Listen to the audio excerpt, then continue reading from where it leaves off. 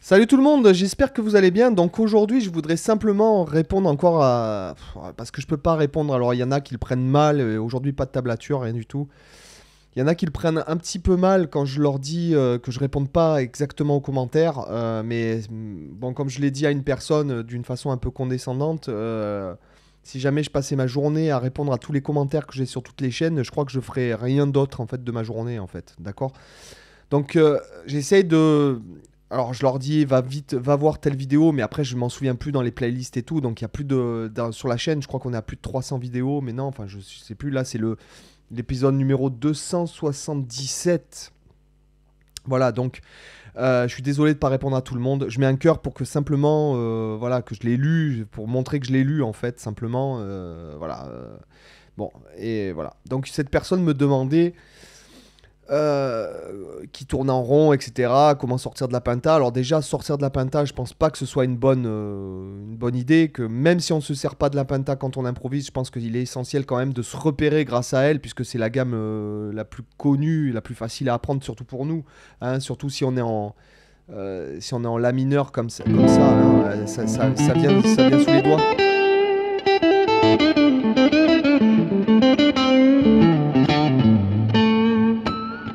D'accord. Donc c'est vraiment, même quand je m'en sers pas, si vous voulez, je me repère grâce à ça, parce que il y a les intervalles, etc., etc., qui montrent bien qu'est-ce qui se passe.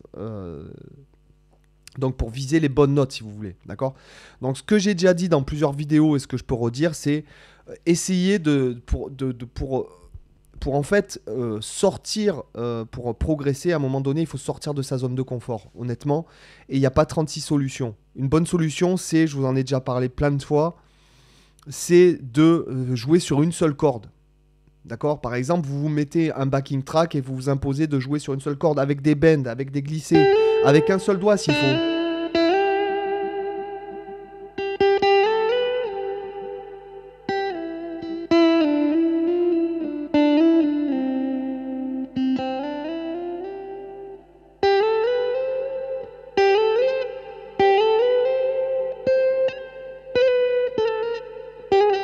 D'accord. Avec des bends aussi.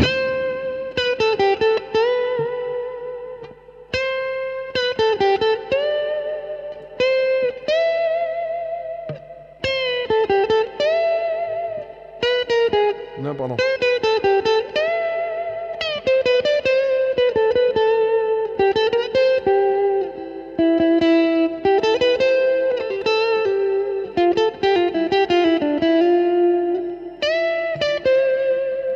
D'accord, ça je le dis, faites, vous changez un peu, vous vous mettez après sur par rapport à là, hein, toujours, hein, si vous mettez un backing track.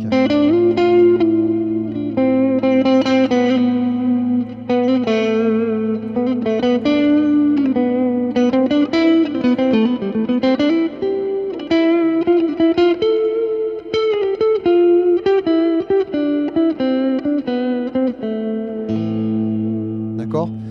Avec les bends, encore une fois, parce que selon la corde sur laquelle on bend et à l'endroit du manche sur lesquels on bend, ça change beaucoup de choses, même en jouant un demi-ton, les notes, un demi-ton, les notes fausses.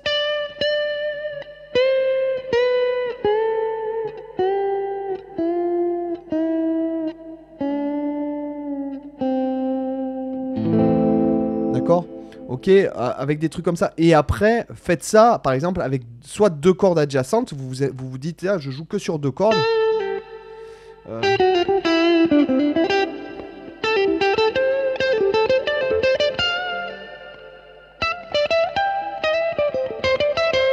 ok.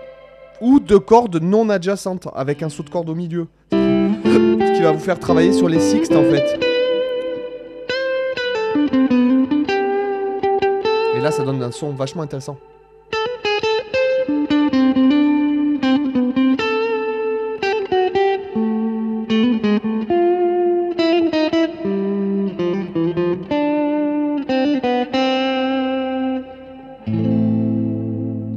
D'accord. Ça peut être vachement intéressant.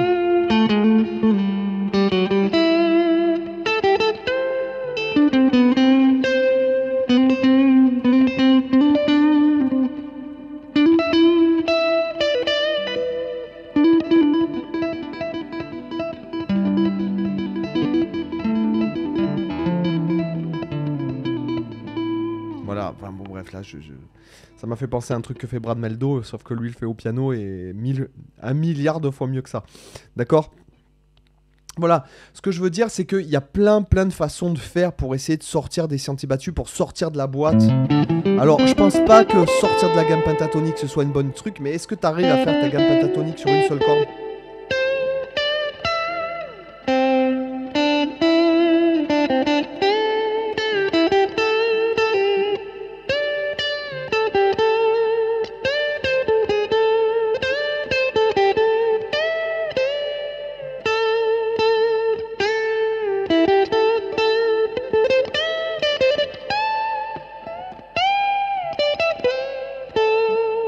Ok, voilà, c'est vraiment des trucs pour sortir des sentiers battus, franchement, ou alors encore des trucs, alors là c'est vraiment quand vous êtes dans une tonalité, mais rien que le fait de changer de tonalité, des fois ça peut vous donner beaucoup d'idées, et le fait de jouer sur une tonalité dont vous n'avez pas l'habitude, par exemple, une tonalité que les gens n'ont pas beaucoup l'habitude, c'est Ré bémol mineur par exemple.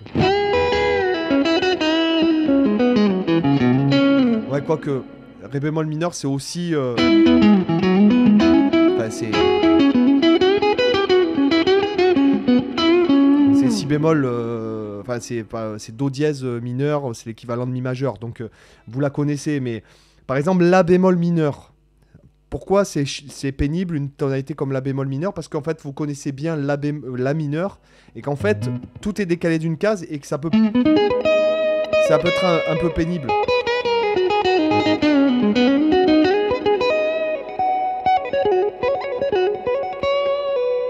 Ça peut être un peu pénible, d'accord? Mais en tout cas, c'est pas en apprenant des nouvelles gammes. Alors moi, et c'est vrai que sur la chaîne, on parle beaucoup de gammes un peu bizarres, etc. Parce que moi, ça me passionne et je trouve ça intéressant de souligner ça, ou faire des accords vraiment bizarres. D'ailleurs, j'arrive jamais à le placer. Voilà, bah là, j'ai réussi. Il y a des accords, voilà, ça donne des nouvelles idées, ça vous aide à mieux connaître l'instrument et à mieux d'apprendre des nouvelles choses. Ça aide aussi à consolider les choses qu'on connaît déjà, puisque pour apprendre des nouvelles choses, le meilleur moyen, de toute façon, alors dans tout ce qu'on apprend, le meilleur moyen d'apprendre, c'est de rattacher à quelque chose qu'on connaît. C'est pour ça que plus on connaît de choses, plus on apprend facilement et on retient plus de choses. Pour ça que plus on parle de langue. Alors récemment, moi vous savez que je vis en Espagne, je parlais très peu espagnol, vraiment très sommairement, et puis depuis peu, je parle beaucoup plus espagnol, mais en mode, des fois ça m'arrive de parler espagnol pendant une journée entière, quoi. Donc là, j'ai jamais fait d'italien de ma vie, je suis allé dans un resto italien il n'y a pas longtemps, avec des chansons italiennes, je comprenais absolument tous les mots. Alors qu'avant, quelques mois avant, ça n'aurait pas été possible. Je bosse beaucoup sur l'anglais aussi en ce moment. Donc en fait, et tu t'aperçois que plus tu connais de choses, et plus tu emmagasines les choses facilement, parce que tu crées des connexions entre elles. D'accord? Donc je trouve que même d'apprendre, je vous parlais de consolider les choses faciles qui vous semblent évidentes aussi. Parce qu'il n'y a pas qu'une bonne façon de faire. Il y a pas toute ta vie, tu peux pas dire ouais, je vais pratiquer comme ça toute ma vie, ça ne marche pas. Tu peux par exemple changer aussi ta façon de travailler. Ça fait tout ce qui va te faire sortir de ta zone de confort, ça va te faire progresser en fait. Et ça va te donner un 109 quelque part dans ta pratique, d'accord? Donc tout ce qui peut vous faire sortir de votre zone de confort.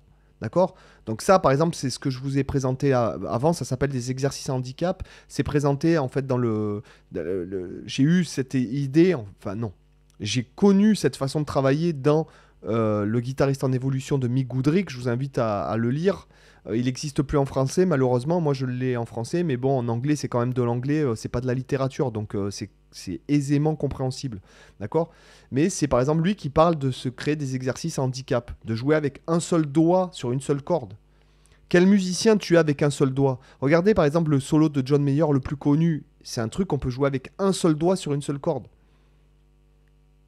Voilà. Tout est dit, quoi. Et lui, quand il le fait, pourquoi c'est lui qui le fait? Il le fait mieux que n'importe qui, d'accord? Donc, posez-vous les questions. Ok, j'espère que cette vidéo vous a intéressé, d'accord?